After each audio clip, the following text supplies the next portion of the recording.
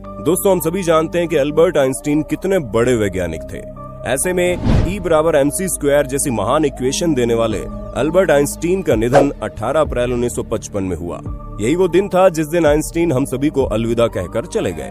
पर दोस्तों, मरने से पहले इनकी एक ख्वाहिश थी कि इनके ऊपर किसी भी तरह की कोई रिसर्च न की जाए, लेकिन पैथोलॉजिस्ट थॉमस हार्वे, जिन्हें मरने के बाद अल्बर्ट आइंस्टीन की बॉडी की जांच करनी थी, उन्होंने चुपके से आइंस्टीन का दिमाग और उनकी आंखों को उनके शरीर से निकाल लिया और दोनों ही चीजों को लंच बॉक्स में रखकर वहां से भाग निकले, ताकि इस बात का पता लगाया जा सके कि आइंस्टीन के दिमाग में ऐसा क्या था जो उन्हें इतना बड़ा जीनियस बनाता था।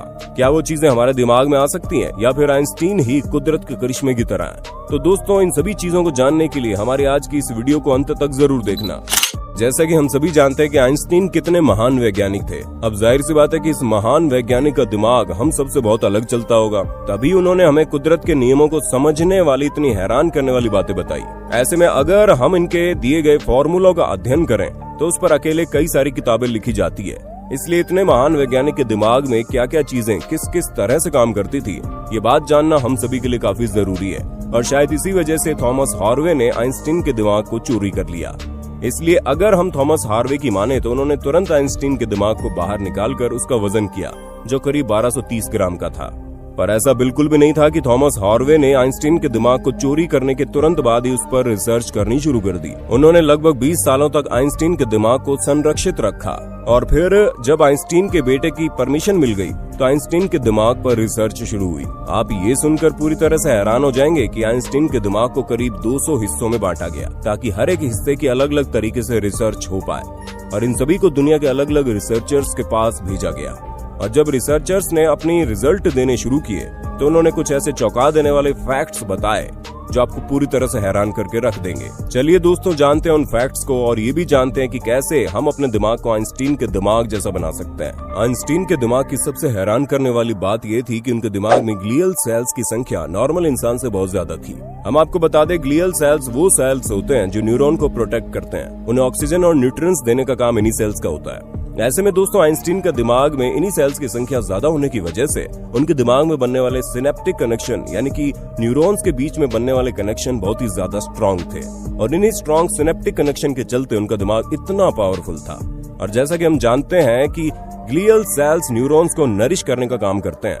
इन्हीं सेल्स की वजह से आइंस्टीन की न्यूरोप्लास्टिसिटी और न्यूरोजेनेसिस एबिलिटी बहुत ज्यादा थी। दोस्तों, हमारे दिमाग में नए न्यूरॉन्स बनाने की एबिलिटी को न्यूरोजेनेसिस कहा जाता है। और दोस्तों, आइंस्टीन के दिमाग में एक और चौंका देने वाली बात ये थी कि उनके दिमाग में सेल्वियन फिशर नाम का ब्रेन पार्ट था ही नहीं।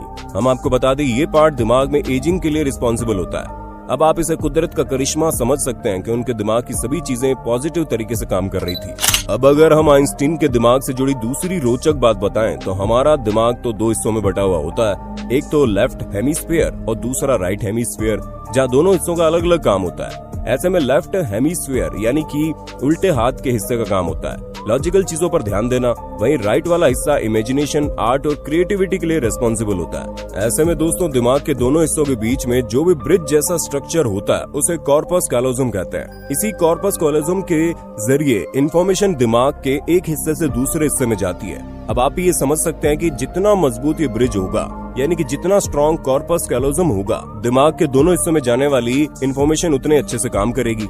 अब जाहिर सी बात है, अब दोनों धमाकों के बीच कनेक्शन अच्छा होगा तो इंसान भी काफी ज्यादा इंटेलिजेंट होगा, क्योंकि इसे लॉजिक के साथ क्रिएटिविटी का भी हुनर आता होगा, ठीक वैसे ही जैसे आइंस्टीन को आता था। और ऐसा इसलिए था क्योंकि इनके दिमाग के दोनों हिस्सों के बीच में जो कॉर्पस कैलोजम था वो बहुत ही ज्यादा स्ट्रॉन्ग था, दोनों हिस्सों में इंफॉर्मेशन शेयर करता था। अब दोस्तों, ये सवाल आता है कि हम किस तरह अपने कॉर्पस कैलोजम को और ज्यादा मोटा और स्ट्रॉन्ग बना सकते हैं। इस चीज का सीधा और सरल आंसर है मेडिटेशन। जी हाँ, आप जितनी देर मेडिटेशन यानी ध्यान लगाओगे, आपके दिमाग में मौजूद कॉर्पस कैलोजम उतना ही ज्यादा स्ट्रॉन्ग होता चला जाएगा, क्योंकि मेडिटेशन के दौरान दोनों दिमाग एक साथ अच्छे से काम करते हैं। दोस्तों, आपने कई बार सुना होगा ना कि मेडिटेशन से कई सारी चीजें आसान हो जाती है। वो इसलिए क्योंकि तब आपके दोनों दिमाग बहुत अच्छे से काम करना शुरू कर देते हैं। दोस्तों, हमने आपको हर एक चीज बता दी जिससे आप अपना दिमाग अल्बर्ट आइंस्टीन जितना तेज तो नहीं, लेकिन हाँ, बाकियों के मुकाबले काफी बेहतर बना सकते हैं। और अगर आप ऐसा चाहते हैं तो वीडियो में बताई गई हर एक बात को फॉलो कीजिए, आपकी जिंदगी अपने आप बदलनी शुरू हो जाएगी। दोस्तों, आज के लिए बस इतना ही। उम्मीद है आपको हमारी आज की वीडियो पसंद आई होगी। मिलते हैं नए वीडियो में। जय हिंद, जय भारत।